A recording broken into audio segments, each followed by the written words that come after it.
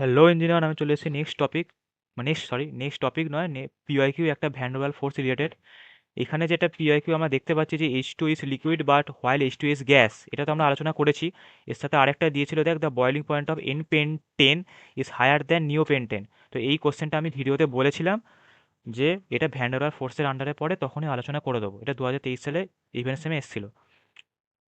তো ভ্যান ডের ওয়াল ফোর্সের আন্ডারে যে ব্যাপারটা আসে, যে এন পেন্টেনের সাথে নিউ পেন্টেনের যে বয়লিং পয়েন্ট হায়ার, এটার মেন যে ব্যাখ্যাটা সেটা হচ্ছে এরিয়া। কারণ আমি বলেছিলাম বয়লিং পয়েন্ট তিনটে প্যারামিটারের উপর ডিপেন্ড করে।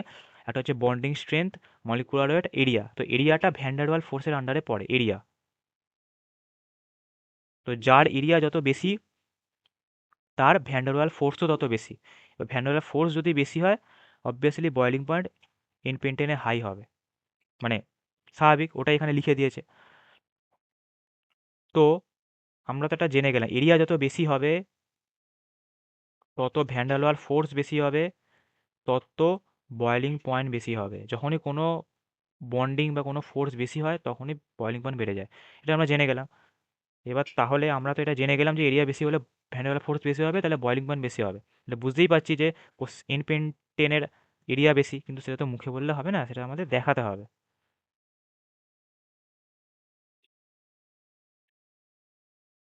তো এন পেন্টেন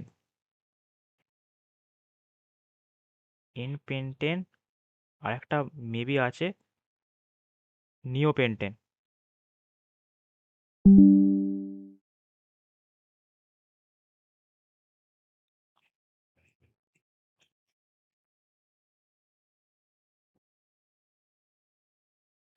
একটা আছে এন পেন্টেন, একটা আছে নিও পেন্টেন। এবার এন পেন্টেন কেমন দেখতে হয়? CH3 CH2 পেন্টেন মানে হচ্ছে, আমি শিখিয়েছিলাম বেসিক অর্গানিকই আমি শিখিয়েছিলাম যে কি করে কম্পাউন্ড থেকে ফর্মুলা লেখে, আমি শিখিয়েছিলাম। পেন্ট মানে হচ্ছে পাঁচটা কার্বন থাকবে, এন মানে হচ্ছে সবার মধ্যে সিঙ্গেল বন্ড থাকবে। পাঁচটা কার্বন আছে আর সবার মধ্যে সিঙ্গেল বন্ড থাকবে, হয়ে গেল। এবার সিঙ্গেল বন্ড থাকলে যটা যা কার্বনের চারটে হাত, এবার যে হাতগুলো ফাঁকা আছে এইচ লিখে দিবি। পাঁচটা ইলেকট্রন হলো, একটা করে হাত সবার সাথে জুড়ে গেল, যটা যা হাত বাকি থাকছে কার্বনে, এইচ লিখে দিবি, হয়ে গেল। এবার এর এরিয়া দেখ, আর এবার নিও পেন্টেনের এরিয়া দেখবি। CH3 মানে চারটে হাততেই চারটে CH3 থাকবে। নিও পেন্টেন মানে হচ্ছে চারটে হাতে চারটে CH3 থাকবে। এগুলো খুবই ইম্পর্টেন্ট কোশ্চেন, দিলে এগুলোই দেয়। এগুলো একটু প্র্যাকটিস করতে হবে, আর আমি যেভাবে পড়াচ্ছি আশা করি ভুলবি না। এটা নিও পেন্টেনের সাইজ, এটা এন পেন্টেনের সাইজ। তোরাই দেখ এরিয়া কার বেশি। অবভিয়াসলি এন পেন্টেনের বেশি, এন পেন্টেন ছড়িয়ে আছে, আর নিও পেন্টেন সংকুচিত হয়ে আছে। এখানে পাঁচটা কার্বনের হাত ধরে দাঁড়িয়ে আছে, মানে পাঁচজন দাঁড়িয়ে আছে, তাহলে ওদের এরিয়া অবশ্যই বেশি হবে। আর এখানে একজনের হাত চারজন ধরে আছে, আর ওখানে পাঁচজনের হাত ধরে দাঁড়িয়ে আছে, তাহলে এরিয়া কার বেশি? অবভিয়াসলি এন পেন্টেনের বেশি। ছবি দেখেই বোঝা যাচ্ছে যে এন পেন্টেনের এরিয়া নিও পেন্টেনের থেকে বেশি। এখানে পাঁচজনের হাত ধরে আছে, এখানে একজনের হাত চারজন ধরে আছে। তাহলে ছবি দেখে তোরা বুঝতে পারছিস যে এন পেন্টেনের এরিয়া নিও পেন্টেনের থেকে বেশি। এবার আমি কি বললাম প্রথমে, যদি এরিয়া বেশি হয় তাহলে ভ্যান্ডারওয়াল ফোর্সও তাদের মধ্যে বেশি হবে, তাহলে বয়েলিং পয়েন্টও বেশি হবে। তাহলে তোরা নিজেরাই বুঝতে পারছিস যে কি লিখতে হবে, লিখে নিবি। তবে তোদের এই আঁকাটা কিন্তু এঁকে দেখাতে হবে, শুধু নর্মাল লিখে দিলে নাম্বার ভালো পাবি না। ধর 5 দিল বা 4 দিল, তোরা 1 পাবি। তো যতটা সম্ভব চেষ্টা করবি যে ছবি অ্যাড করার। যাই অ্যান্সার লিখিস না কেন, পিরিয়ডিক প্রপার্টিতে বল, অর্গানিকে বল, হাইড্রোজেন বন্ডিংয়ে বল, ভ্যান্ডারওয়াল ফোর্সে বল, ছবি এঁকে দেওয়ার চেষ্টা করবি। কারণ ছবি এঁকে দিয়ে বোঝালে ওটা একটা প্লাস পয়েন্ট, এবং নাম্বারও খুব ভালো পাওয়া যায়। এক এক পাতা লেখার থেকে তুই যদি এক পাতা ব্লক ডায়াগ্রাম এঁকে বোঝাস, সেটা লোকে সহজে বুঝতেও পারে, এবং নাম্বারও তুই অনেকটা ভালো পাবি। আর থিওরি, কারণ এগুলো তো বেসিক্যালি ওরা অনলাইনে খাতা চেক করে, তাই ওদের টার্গেটই থাকে যে একটুখানি ডায়াগ্রাম দেবে ছেলেরা, একটুখানি ব্ল্যাক কালি দিয়ে পয়েন্ট করে করে লিখবে, যাতে কম পড়তে হয় এবং যাতে সহজে বুঝতে পারে, ভালো নাম্বারও দিতে পারে। কিন্তু তুই যদি তুই এক পাতা থিওরি লিখিস, সেটা অবভিয়াসলি একটা বোর্ডিং জিনিস, এবং অতটা ওরা পড়তে মানে পছন্দ করবে না, ফলে মোটামুটি একটা নাম্বার দিয়ে দেবে। কিন্তু আমরা কেন তা করব? আমরা ওই জন্য বারবারই বলছি, সবসময় থিওরি লেখার থেকে কালো কালি দিয়ে পয়েন্ট করে লেখার চেষ্টা করবি, এবং স্টেপ বাই স্টেপ লেখার চেষ্টা করবি। টানা লিখে যাবি না, বুলেট করে করে স্প্লিট করবি এবং ছবি দেওয়ার চেষ্টা করবি। তাই যতটা সুন্দরভাবে খাতাকে তোরা সাজাবি ততটাই সুন্দর নাম্বার পাবি, এটা হচ্ছে মেন কাহিনী।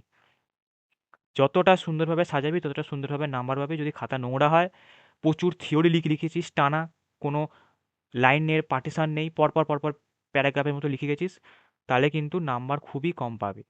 ঠিক লিখলেও অতটা ভালো নাম্বার পাবে না, কারণ মুডের ওপর ডিপেন্ড করে যে খাতা দেখছে এবং ধৈর্যের ওপর ডিপেন্ড করে, ফলে সে কতটা ধৈর্য নিয়ে পড়ছে তার উপর ডিপেন্ড করে। তাই আমি কেন ওরকম করব, আমি পয়েন্ট বাই পয়েন্ট করে একটা প্যারাগ্রাফকে স্প্লিট করব, কালো কালি দিয়ে বুলেট করব, পয়েন্ট লিখব, ছবি দেবো, তাহলেই একটা খাতা সুন্দরভাবে সাজানো হচ্ছে এবং একই অ্যান্সার আমি ওভাবে লিখব, থিওরি না লিখে। মিটে গেল। সেটা আমি তোদের গাইডও করছি, বলেও দিচ্ছি। তাহলে দেখতেই পাচ্ছিস এন্ড পেন্টেনের এরিয়া বেশি, তার মানে ভ্যান্ডোলার ফোর্স বেশি। ভ্যান্ডোলার ফোর্স যদি বেশি হয় তাহলে অবভিয়াসলি বয়েলিং পয়েন্ট বেশি হবে। তাহলে বোঝা গেল, এই অ্যান্সারটাই একমাত্র হাইড্রোজেন বন্ডিংয়ের কোনো ব্যাপার নেই, ভ্যান্ডারওয়ালের ব্যাপার। এই কোশ্চেনটা মার্ক করে রাখ, এটা খুবই খুবই ইম্পর্টেন্ট একটা পিওয়াইকিউ, যেটা দিলে এই কোশ্চেনটাই দেয়। তাহলে আশা করি বোঝা গেল। তাহলে ভ্যান্ডারওয়াল ফোর্স তো কভার হলো। এরপরে একটাই টপিক থাকছে যেটা হচ্ছে লিকুইড। এবার লিকুইডটা তোদের খুবই মানে নেই ধরতে গেলে, কোনো রকম সিলেবাসে তো সেরকমভাবে কোনো উল্লেখ নেই, গ্যাসের কথাটাই উল্লেখ আছে, আর এই ভ্যান্ডারওয়াল ফোর্স যেগুলো আমি আলোচনা করলাম ওইগুলি উল্লেখ আছে। তো লিকুইড থেকে একটা কোশ্চেন এসেছিলো, ওটা আমরা নেক্সট ভিডিওতে দেখিয়ে নেবো, ওটাও আমি আলোচনা অলরেডি করেছি, যখন দেখবি দেখতে পাবে। আশা করি বোঝা গেছে। আর না বুঝতে পারলে কমেন্ট করবি। আর যে অর্ডারে, বারবারই একটাই কথা, যে অর্ডারে আমি ভিডিওটা সাজাচ্ছি সেই অর্ডারে দেখবি, স্কিপ করবি না, কারণ এক একটা ভিডিও এক একটা কনসেপ্ট তোদের বিল্ড হবে, বিল্ড হতে হতে যাবে। তাহলে তোদের কোনো ভিডিওতেই মনে হবে না যে হঠাৎ করে দাদা এটা কেন লিখলো। সেই কারণে বলছি, কেমিস্ট্রিতে ম্যাক্সিমাম জনেরই মানে খুব একটা ভালো নাম্বার হয় না, তো তাদের মেন কারণই হচ্ছে এটা, তারা তাদের রুট কনসেপ্টগুলো ক্লিয়ার থাকে না, এক গাদা কোশ্চেন রেডি করতে যায়, খারাপ নাম্বার হয়। কেমিস্ট্রিতে আনলিমিটেড কোশ্চেন হয়, কিন্তু অত কোশ্চেন তো রেডি করা সম্ভব না একটা মানুষের পক্ষে। সেই কারণে রুট যে কনসেপ্টগুলো সেগুলো আমি ডেভেলপ করানোর চেষ্টা করছি, স্ট্রং করানোর চেষ্টা করছি, যাতে তোরা যেমনই অ্যান্সার দিক না, যেমনই কোশ্চেন দিক না কেন তোরা অ্যান্সার করতে পারিস। সে কারণে তোদের বেসিক জায়গাগুলোকে তোদের পয়েন্ট আউট করছি, যে এই যেমন বয়েলিং পয়েন্ট, এই তিনটে প্যারামিটারের ওপরই ডিপেন্ড করে, এরিয়া, মলিকুলার ওয়েট আর বন্ডিং স্ট্রেংথ। তাহলে তোদের মাথাতে আসবে, যখনই বয়েলিং পয়েন্টে কোশ্চেন দিই না কেন তোদের মাথাতে এই তিনটে জিনিসই আসবে। তোরা চেক করবি যে বন্ড অর্ডার বা বন্ডিং স্ট্রেংথ কার বেশি, তাহলে অবশ্যই তাকে ভাঙতে বেশি এনার্জি দিতে হবে, অবশ্যই তার বয়েলিং পয়েন্ট বেশি। আবার তোরা মলিকুলার ওয়েটও চেক করবি, যে আচ্ছা বন্ডিং স্ট্রেংথ দিয়ে ব্যাপারটা হচ্ছে না, হাইড্রোজেন বন্ডিংয়ের দিয়ে ভ্যান্ডারওয়াল ফোর্সের দিয়ে ব্যাপারটা আসছে না, নর্মাল মলিকুল, তাহলে মলিকুলার ওয়েট দেখবো। তাহলে মলিকুলার ওয়েট যার বেশি তার বয়েলিং পয়েন্ট বেশি, তাহলে তোরা নিজেরাই চেক করে করে অ্যান্সার করতে পারবে। আর কিছু আর স্পেসিফিকেশান যেগুলো আমি বলে দিয়েছিলাম প্রিভিয়াস ভিডিওতে, যে তিনটে টাইপের বয়েলিং পয়েন্টের কোশ্চেন হয়, কোন কোশ্চেনের জন্য কোন জায়গাটা তোরা মাথায় আনবি, কোন জায়গাটা তোরা ফোকাস করবি লেখাতে, সেটাও বলে দিয়েছিলাম। তো আমি যতটা সিম্পলভাবে পড়ানো, যতটা সিম্পলভাবে পয়েন্ট আউট করানোর চেষ্টা করছি, যাতে যাই কোশ্চেন দিক না কেন এক্সামেতে তোরা যাতে নিজেরা অ্যান্সার করে আসতে পারিস, মোটামুটি লিখে আসতে পারিস।